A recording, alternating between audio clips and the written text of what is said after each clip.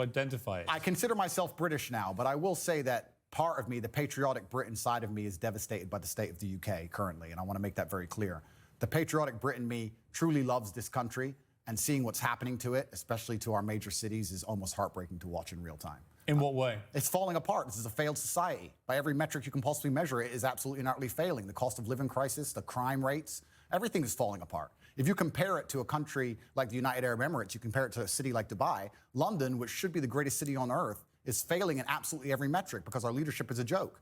If you look at Dubai and the UAE, the leadership there is so flawless, so genuinely genius. They saw ahead and have built almost a utopia. And then you look at London, you can't even walk around with a watch on. It's disgusting. You know, it's very interesting. I was in Qatar for the World Cup. Obviously, a lot of people in England taking a very censorious moral view about the World Cup being in the Middle East at all because of their laws against homosexuality, because of their treatment of migrant workers. I've got to say, not that I don't share the concerns about those things, of course I do, but I found a lot of the virtue signalling, and I think that's what it was in many cases, about the whole region, actually quite distasteful. Because when I was in Qatar, I thought the World Cup was fantastically well run, incredibly good experience. But a lot of Qataris were saying to me, you know, there's this weird, quaint feeling back in your country that we all want to aspire to behave like that we all want to live in a country with massive drug problems, with massive knife crime issues, with scenes like the European Championships final where it's complete lawlessness going on, where stuff like the NHS, the system of healthcare, is basically collapsing, where the education system is dropping behind, so on and so on and so on. And it's a really interesting perspective. They were like, I know you all think that we want to have your form of democracy and your form of life, but actually, we're fine, thanks. Absolutely, because it's a failed society, and it's godless. I think it's disgusting. We leave our old people to rot in old people's homes, and then we sit there and say we don't have enough money for nurses. I understand this nurse strike very well and how frustrating it can be if you walk into a hospital and the nurse is not prepared to work.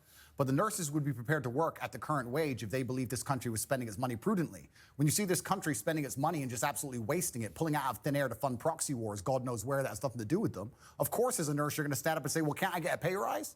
This country has failed on every metric, and especially our major cities. I've just come to London now. I made it very clear to my private jet pilot. I said, fuel the jet and leave it running, because the second I'm finished talking to peers, I'm leaving this cesspit. It's disgusting.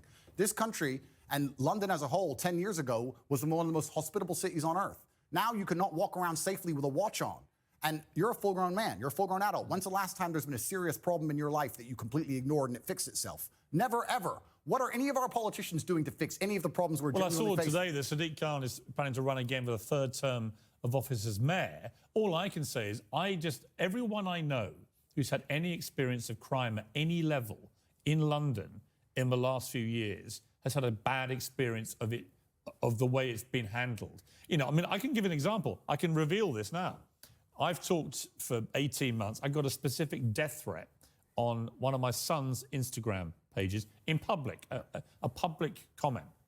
And it was very specific about what this person was going to do. Yeah. I couldn't use the police to evade him. We know where you live. We're going to come and kill you. And then a second one threatening my son and his mother, my ex-wife. I called in the police. I thought, I'm not having them putting death threats on my son's thing. Sure. I called the police. Police investigated this. They arrested somebody over a year ago.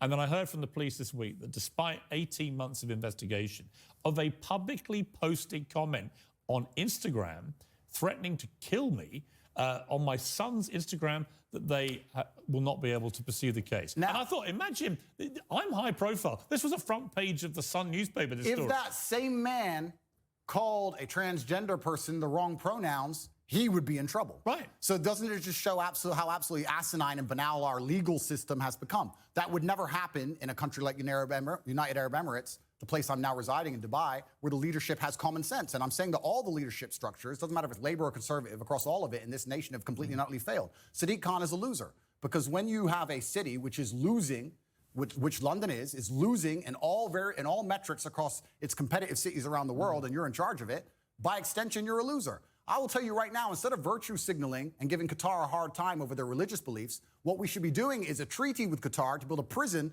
deep in the desert. Make me mayor of London. We'll make a prison deep in the desert, and if you're caught with a knife or robbing someone, you can go do 25 years with 1 meal a day in the scorching sun. And then what we'll do is we'll put cameras there and we'll interview you once a week and broadcast that out to the nation and see if you change your mind and make people understand that this is a country that should be respected and our laws should be respected. Instead, what happens? What has Sadiq or any of the people in charge of this country actually done to fix any of our issues besides sit around and talk? Nothing. None of them have done anything, but they seem ultra concerned with finding money for proxy wars, ultra concerned with rainbow flags in another country that is uninterested in them, and their priorities are completely messed up. Of course the ambulance people are. Of course the ambulance drivers are striking. Of course the nurses are striking. Nobody cares about the most important things in this nation. It's a failing country in real time, and that's why I've left. What about the specific allegation? By the way, I don't disagree with a lot of that because I do think this country is in big trouble. And I do think that one of the problems is people think if they do have a crime against them, nobody cares anymore. I know nobody cares. I have specific examples and people who I know personally. Absolutely and utterly nobody cares. I was in Harrods yesterday and someone tried to rob someone's watch in the middle of the store. I walk around with I have a security team of 6 full-grown men, plus me and my brother, 8 military-age males, all over 110 kilos, big men, just so I can walk around this city. It's absolutely unacceptable. What about the issue of race? And I mentioned that in the context of the Harry and Meghan ongoing debate, their war with the royal family, war against the monarchy, their specific constant referencing to the fact that they believe they were driven out of here because of racism in Britain. What do you make of that debate? That's absolute fallacy. And you're from a mixed race Correct. background yourself. Correct. I'm from a mixed race background myself, and while we're discussing the leaders of the UK, although I do think they're doing a terrible job, it's kind of hard for Meghan to say that the UK is a racist country when the leader of the UK is darker skinned than her and the mayor of London is darker skinned than her, and I am a person who's probably darker skinned than her, and I've never experienced any kind of bigotry against myself besides the fact I'm a straight male. I'll get bigotry for that before I'll get bigotry for my skin color. I think it's just a cop-out, and her not wanting to be perspicacious and self-reflective enough to understand that she has attacked an age-old institution, and there are people who are very patriotic about that institution, and by attacking it and bringing a degree of distaste to it, there's gonna be people who don't like her.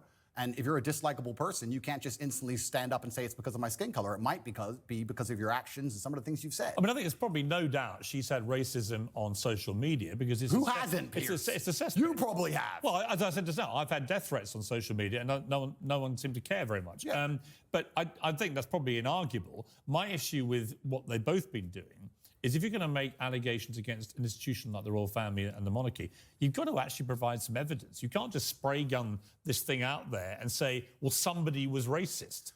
Yeah, and airing dirty laundry is never going to be respected by the populace, and being a tattletale is never going to be respected by the populace. And I think the problem with the modern world we're living in is a lot of age-old traditions are being destroyed in real time. It doesn't matter what the tradition is. Most of them are being eroded.